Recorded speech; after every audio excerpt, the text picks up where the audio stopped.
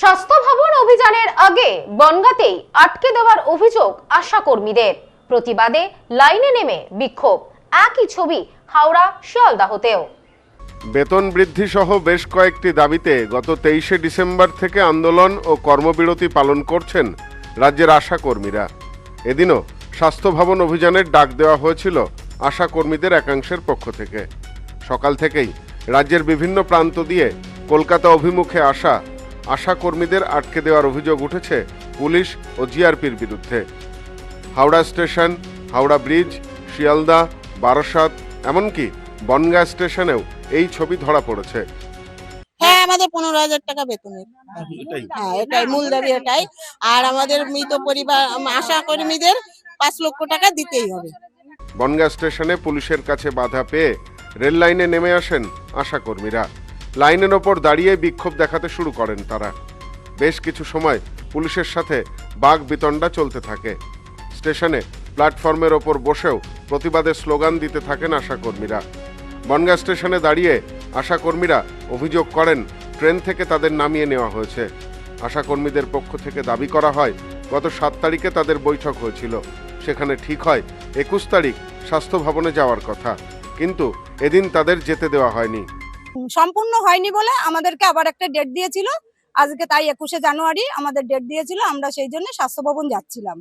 কিন্তু আমরা টিকিট কেটেছি, টিকিট কেটে রীতিমতো আমরা ট্রেনে উঠবো, আমাদের পুলিশ আটকে দিল না, আপনারা যেতে পারবেন না। স্টেশন থেকে, এমনকি স্টেশন থেকে নামিয়ে দিল আমাদের। তারপরে দড়ি দিয়ে আমাদের ব্যারিকেড করে দিয়েছে যে এই দড়ির পেছনে যাওয়া যাবে না। দড়ি দিয়ে টানতে টানতে আমাদের এইদিকে নিয়ে এসছে। আমরা সবাই এখানে আছি। আমাদের আজকে 21। হ্যাঁ, আমরা রেল লাইনের উপরে রেল অবরোধ করেছিলাম, কিন্তু পুলিশের বিরাট পুলিশ বাহিনী, মানে যতজন আমরা আশা আছি তার 3 ডবল পুলিশ বাহিনী এসছে। তারা এসে আমাদেরকে পুরো তুলে দিয়েছে। এখন আমরা কি করব? এখানে ধর্নায় বসে আছি, বিক্ষোভ আন্দোলন করছি। এইভাবে 12টা পর্যন্ত করব, তারপরে দেখা যাক। অভিযোগ, সকালে টিকিট কেটে প্ল্যাটফর্মে এলেও ট্রেনে উঠতে বাধা দেওয়া হয়েছে তাদের। জোর করে ট্রেন থেকে নামিয়ে দেওয়া হয়েছে বলেও অভিযোগ করেন তারা। এরপরই প্রতিবাদে রেল লাইনের ওপর নেমে পড়েন তারা। তাদের দাবি ন্যূনতম 15,000 টাকা বেতন, সরকারি স্বাস্থ্যকর্মীদের স্বীকৃতি, কর্তব্যরত অবস্থায় মৃত্যু হলে পরিবারকে 5 লক্ষ টাকা ক্ষতিপূরণ, একই সাথে সমস্ত বকেয়া ভাতা দ্রুত মেটানোর দাবিতে আন্দোলনে নামেন তারা। ছেড়ে দিয়ে আমরা এক্ষুনি চলে যাব, এক্ষুনি স্বাস্থ্য ভবন চলে যাব। আমাদের যদি যেতে বলে, আমরা যদি থাকতে থাকবো, কোনো অসুবিধা নেই।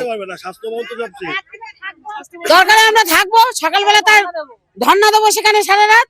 স্বাস্থ্য ভবন থেকে তো সব বেরিয়ে গেছে, এখন তো বন্ধ, ওখানে কি চলছে না কলকাতা।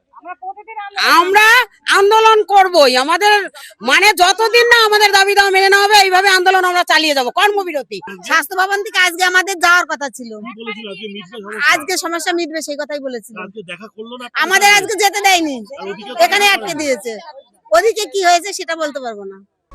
ঘটনার জেরে বনগাঁ স্টেশন চত্বরে যথেষ্ট চাঞ্চল্য ছড়ায়। Bureau report, news no man's land. Sampriti guest house hotel and restaurant. সমস্ত আধুনিক সুবিধাযুক্ত AC double bedroom, standard double bedroom, twin bedroom, deluxe double bedroom. আমাদের হোটেলেই রয়েছে বাঙালির খাবার সহ মাল্টি কুইজিন রেস্টুরেন্ট। শহরের মধ্যে অথচ সম্পূর্ণ নিরাপদ পরিবেশে থাকা খাওয়ার একমাত্র ঠিকানা Sampriti guest house hotel and restaurant, Chakdah road, টবাজার, বনগাঁ। ফোন 03215257603।